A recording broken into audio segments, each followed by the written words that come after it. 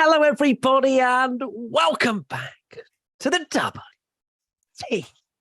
F1 podcast, Paul Ricard Snooze Fest. Oh, God. You can't even string a sentence together. Jeez, let me try that again. I think go with it. Oh, okay. So Hello, sleepy. everybody, and welcome back to the WTF1 podcast. Hey, the Paul Ricard Snooze Fest, Matt Can't Speak Words edition. And we, of course, are here for the post-practice podcast, the PPP, where we talk about all of the huge ongoings. More like the ZZZ. That's a good one. We are live on Twitch as well, so people would have seen the amazing face that Tommy just pulled after making that joke. But welcome also to all audio listeners that have been giving us lots of support recently. So thank you so much for tuning in to the podcast. But let's talk about what we saw or didn't see for the French Grand Prix practice of Friday. Oh, dear. Well, where do we begin, really? We, of course, made a video on YouTube yesterday, popped it out. I was kind of addressing the question of, are we too harsh about the Paul Ricard circuit? Is it actually not a bad track? Now, I think we split it into two halves here. Free practice around Paul Ricard. I would not put my worst enemy through it. I can't think of a worse session in F1. Like, it is genuinely, I think you mentioned about that video.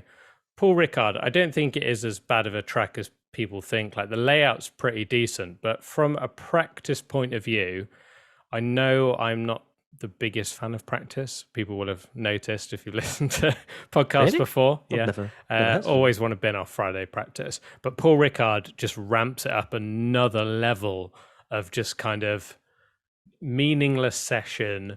The fact that it just is a bit of a dreary track to watch on TV, whereas I think the racing there is actually not too bad, and you get quite a lot of overtakes, and there's stuff going on. But in a practice session, it's not a fun track to watch, like a Zandvoort or a Imola or something, where you feel like the cars are on the edge and you've got that kind of enjoyment even in a practice session where it doesn't mean a lot. Absolutely. I thought it was terrible. I was struggling come the end of FP2. I'm not going to lie to you. But yeah, if you're still here from our watch along, it ended up just kind of being a podcast. We spoke about ice cream. What else did we speak about? What time it was where people were, location. It was a struggle. But look, we're out of the woods now in terms of Friday, and we get to the more important stuff tomorrow and Sunday. So yeah, let's talk about why Paul Ricard was so dull. Then, let's list out. I mean, first and foremost, Tommy, you came up with a good idea around practice, getting rid of it. You thought sprint race weekend, why don't we do it in Paul Ricard? I think it's a perfect event for a sprint race because it spices up a boring day on the Friday, which Paul Ricard, as we found out, is the worst day of F1. I think the fact that like a Paul Ricard Friday, when you know that nothing meaningful is going to happen, it's not a particularly exciting track to watch. So if you had a sprint race there, I think it actually lends itself well to it as well, because you go straight into, quali, and then you get more excitement. And I think it is a good track where you can overtake. I know some people are like, oh, Monaco's boring, put a sprint race there, but that wouldn't work because you can't overtake. Paul Ricard, you can actually overtake. The problem is just the whole look and vibe of the circuit is the problem. Where it's making your voice go as well, mate. Are you? I know, okay? I'm emotional. I'm just tired. I'm just very tired. I'm so the struggle. But yeah, there's lack of consequence if you go wide. Of course, there is that weird grippy stuff. The blue stuff not as bad as the red stuff, but they're there to basically stop cars going into the wall at high speeds. They're kind of like high-tech gravel traps, really. But the fact is, you can drive out of them a lot easier than you can a gravel trap.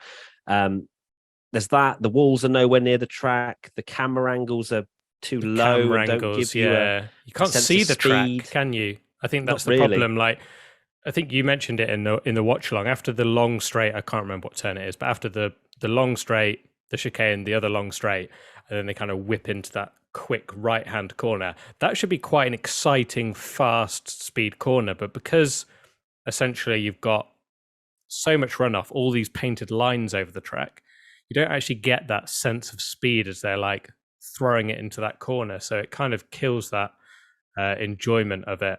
And yeah, when you've got the camera just at a low angle, just panning through sheets and sheets of runoff with red and blue lines everywhere, it's not a spectacle, is it?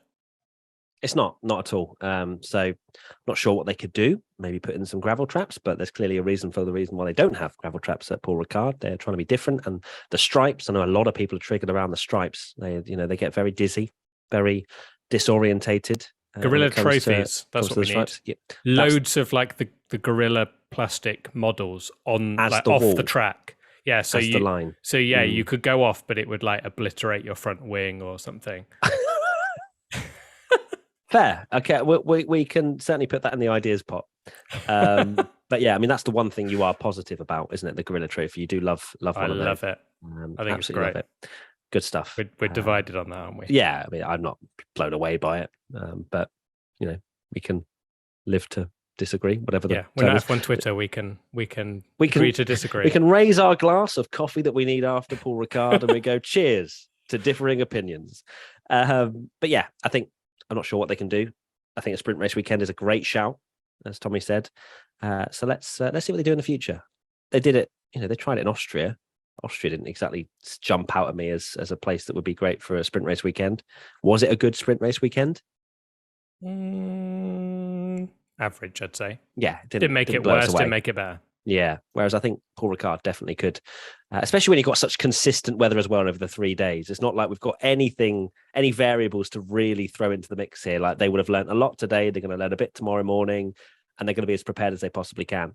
Maybe the heat will give us some interesting strategies, because I think 60-degree track temperatures is what it was at one tyre point. wear could be an issue. Which could be interesting. I still think it will be a good race. It's just so do I.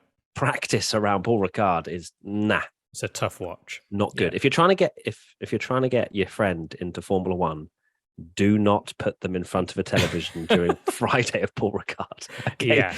Any other You'd be better off not ever like letting them watch it if they want to get into F1. Absolutely. Just don't turn on the television.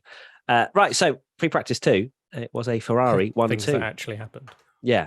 Charles Leclerc topped FP1 as well. It was narrowly in front of Verstappen, and then Ferrari 1-2. Of course, Sainz looking quite quick, but has a grid penalty. Currently, at the moment, as it stands, 10 places after taking a new control electronics, isn't it, or control electronic unit, whatever. Yeah. But we expect, don't we, Tommy, that he will just take a bucket load of free things from the engine superstore that is Ferrari, burning through things, and just take the penalty, just like Charles Leclerc did, and start at the back and at least have a little bit more breathing room until his next penalty. Yeah, you might as well take a load of new components, because not that it would be super easy, but in my opinion, it will be. We disagreed on this. I reckon by lap 5. Lap 5, he's getting to 8th. Not a chance. Yeah. By lap 5, he will be no higher than 14th place. He's breezing past everyone. I think maybe we'll make a prediction where how long it takes him to get to the top 6, because I think at Paul Ricard 25 laps in. Say 10. Mate, he's not got 0% AI on. What do you think is going to happen here? He's breezing past them. Okay. There'll loads go off the runoff. We're going to be doing our race watch along on Sunday on Twitch, and we're not going to be looking for the battle for the. We're going to be, where's Sainz? Where's Sainz? Oh, he's 12th. I need my prediction. It depends. I guess it also depends if he starts in the pit lane or the back of the grid and makes moves there. So I'll use that as an excuse. Yeah, you've got your loopholes there already. I've got my loophole. But at the end of the day, if he wants to take more power units, he will, even if it's not as quick as I think it will. The back 10 drivers, he's still getting through them fairly easily, and it's not going to take that much more. So it's worth essentially putting yourself in a better position for the rest of the season, where at the end of the day, I'm sure we can agree on that in a full normal race distance, he is getting to the front of the grid. And if him dropping an extra 10 places to get all loads of new components means he finishes 5th instead of 4th, it's worth it. Yeah, you'd rather take the pain all in one go than Absolutely. spreading it over 2 or 3 races. It just doesn't make any sense. Although, have a think about last time Carlos Sainz was particularly out of position was Australia, and look how that ended. So he's going to have his head screwed on and some learnings maybe from what he did in Australia. So yeah, Ferrari looking good. Red Bull not too far behind, at least in the hands of Verstappen. Now a word from our sponsor, BetterHelp. How well would you take care of your car if you had to keep the same one your entire life? That's how our brains work. So why don't we treat them that way? How we care for our minds affects how we experience life. So it's important to invest time and care into keeping them healthy. There are plenty of ways to support a healthy brain, like learning a new language or taking power naps. There's also BetterHelp online therapy. I myself have used therapy in the past, and I have found it extremely useful in order to just take that weight off my shoulders. BetterHelp is online therapy that offers video, phone, and even live chat-only therapy sessions, so you don't have to see anyone on camera if you don't want to. It's much more affordable than in-person therapy, and you can be matched with a therapist in under 48 hours. WTF1 listeners get 10% off their first month at betterhelp.com/WTF1. That's betterhelp.com/WTF1. Perez seems to be just falling off now after having such a good run. Oh, can Perez win the title? And all that good stuff. But of course, we were posing the question for. And now it seems as though Red Bull are developing the car more to Verstappen's liking. And it's kind of normal order resume. And it's unfortunate, really, because either Verstappen has a ridiculously unique style. I think he does. But, or Perez, or the fact is the two of them are so dissimilar when it comes to driving that favoring one driver over the other is going to hurt the one that isn't being favored quite heavily. And it's unfortunate for them because you don't usually see such a big discrepancy when that happens. But Perez looked nowhere really in free practice too. Yeah, he's really dropped off now, and it doesn't look like he's going to be there right either on the back of Max, or maybe the odd qualifying session where he beats him like we had at the start of the season. It very much seems like the car has gone in the opposite direction to how he'd want it, but it's understandable that they essentially back Verstappen with how Ferrari are looking very quick and have looked very quick all season. And if they're going to keep sort of not playing the team orders game and don't fancy just giving all the points to Charles Leclerc, that's music to Red Bull's ears. And they just, we've seen championships before where that can work. Michael Schumacher is a perfect example for it. Like that Benetton probably wasn't as good as Williams or whatever, but because all the resource and everything, we've said it before as well, doesn't, however much they sell this narrative of like, oh, it means more to the teams that the constructors title, I don't think it does anymore. I think that is an old myth now. In the way Formula One is so commercial now and stuff, particularly like Red Bull, if you think they're there to essentially sell, they're there to win, but they're there to sell like energy drinks and stuff as well, aren't they? And the marketing, them getting the marketing of like Max winning that world title, or we won the constructors title. No, the driver's title is the big thing. So makes sense to just go for one driver and just go for it with that. Yeah, certainly. Mad Marv says, stop saying that they're going in Max's direction. They're going in the direction that makes the car faster. It's just coincidence that Perez doesn't like it and Max does.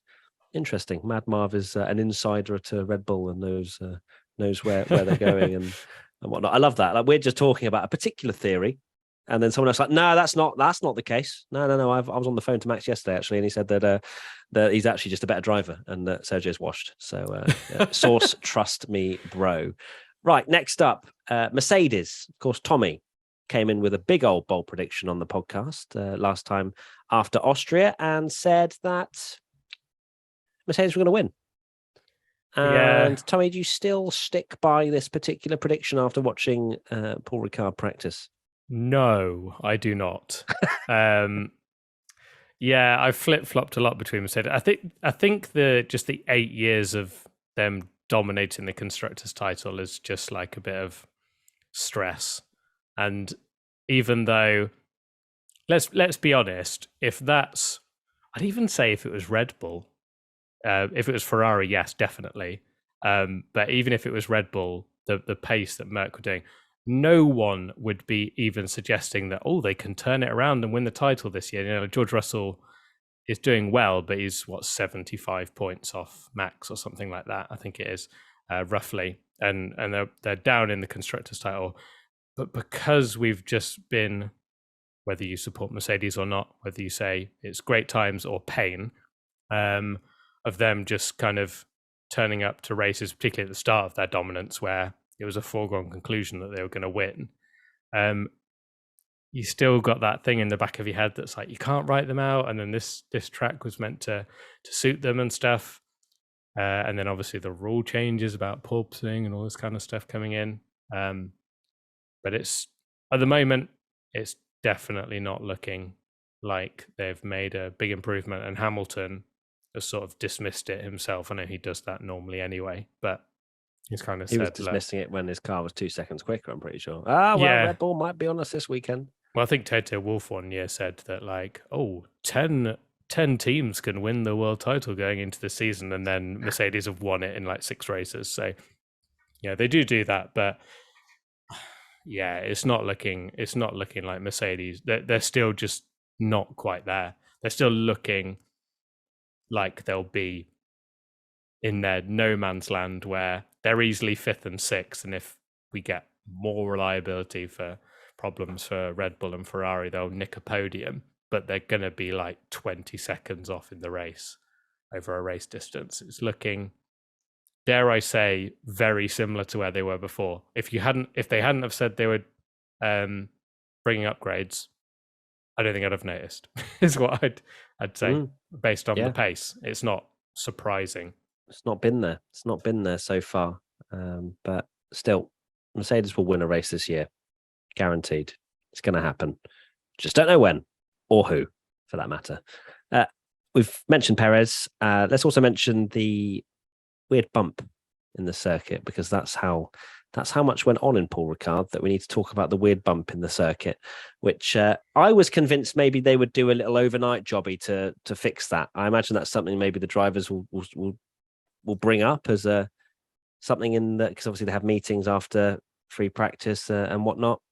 I imagine it's just, do you think just leave it? I think they just leave it. I imagine it's something that is fine for every other car, but because these new Formula One cars are so stiff with the suspension and they're running so low that they don't have that, you know, when they all had the high rake or whatever, the tire would probably just drop down a little bit and it would be fine and they could ride the bump. But it's very weird, especially when you watch the slow-mo replays. The tire gets really high up in the air and then sort of drops down. But maybe it's one of those things that looks more dramatic on a slow-mo replay than it actually is for the drivers. I imagine they're probably like, barely notice. There's probably worse bumps around, Baku being one of them. NJ Starling, maybe Paul Ricard could be one of the tracks on the rotation if there are abundance of race offers elsewhere. See, I don't think there is, well, at least in France, I don't think there's any offers to go anywhere else. Like Magny-Cours not ready, is it, to host a Formula One race? Unless they mean Spa, because I know Spa's if it's under anywhere, threat. And... yeah, but I mean, Spa being under threats because of financial issues. It's not as if like they're ousting them because they're not good enough. But the problem is, there's been a lot of talk of rotation, particularly after the COVID, call it a COVID calendar, when you had different tracks, and people said that it was exciting that, you know, we get to go to these places like Mugello that we've never raced before, and we don't need to race on it every single year, but it's kind of cool to see occasional tracks, and it keeps the calendar exciting. But ever since then, it doesn't seem like Formula One have really toyed with the idea and seem that interested in it. And it's very much like, here's the calendar, exactly the same every year, apart from another USA street track. So it doesn't look like they're wanting to do that. And I wonder, for somewhere like Spa, are they really going to save money by having the race every alternate year? I don't know. So, yeah. Watch this space. Watch this space. Hayes has asked, would you rather watch another Paul Ricard pre-practice session or a 100% drone cam race around Suzuka? 100% drone cam race around Suzuka. Easy. Absolutely. I think you've understood the assignment there, Hayes. You knew exactly which one we were going to go for. Are you surprised by lack of track limit violations? Says MP407. I'm not surprised because they're not exactly policed to the heaviest degree in free practice. I know there has been talk, obviously, about the fact that track limits is going to be a problem again, and I think the only problem that should be being discussed is how will they consistently check track limits for 20 drivers over the course of all of qualifying and all of the race. That should be the only question here, because the rules are the rules, and you go outside the white line with more than two wheels, you are off the track. So I am more concerned about the fact that they won't be able to keep on top of it. Yeah, because I think I heard in commentary they're like, Sergio, yeah, they're going to be keeping an eye on tracks on turn 7 and yada yada yada. And I'm like, no, they should be keeping an eye everywhere. That's the whole point of these rules, and that's the whole point of what they went wrong with Perez in the last race, because everyone was looking at the same turn, and then he went wide when no one else had done the entire thing, and then managed to get away with it despite the replay clearly showing, and everyone could see clearly that he'd gone off. Yeah, and that was the problem. So I think the reason why we've not seen much of it yet is because, I mean, just watching what I did of the practice session, and because I was obviously so thrilled by it and watching every single second, was I saw drivers like Lando, for example. I think he went wide at one point, but he just back out the lap. Whereas in quali, you get it's those millimeters, isn't it, that's going to change it. So exactly, it's going to be one to watch for sure. So I think we'll wrap it there. To be honest with you, Tommy, I think that's a beautiful one from us. The PPP is over. The post-practice podcast, if you didn't know what that means. But make sure you come and watch us if you are listening on audio. Come and watch us live on Twitch tomorrow. It'll be Tommy and Katie doing qualifying, and then it'll be myself and Tommy doing the race. So yeah, live on Twitch. And Tommy, final thoughts? Yeah. Final thought. Well, we haven't actually mentioned that Sainz has looked pretty decent, and you called it in the watch on that the one race that he might actually beat Leclerc in is one where he gets the penalties, and you got to feel sorry for him if that is the case. But my final thoughts are that a certain Verstappen onesie has arrived at my house, so I'm looking forward to the battle at the front to be turned around. Look, it's got to end at some point. I'm getting a bit worried. F1 Twitter already call Max Verstappen MV0, and look, he's now relying on you, Tommy, to get a onesie onto your child in order to give him the charm and the luck. If he wins the title this year, there'll just be comments of like, champ. oh, he only won because of Magic Baby's onesie. And there will be a few people that actually genuinely believe that that's the thing that would have won Verstappen the title. So there you go. And one of them will be me. Right, everybody, thank you so much for watching and listening. I'm literally losing my words. Hashtag WTF1 podcast if you want to get involved in the discussion and potentially get some of your thoughts and comments over to us. Until next time, until tomorrow for the qualifying watch along, and Sunday for, of course, the race watch along and internet special reactions. We'll see you very soon. Take care. Adios. Bye-bye. Bye.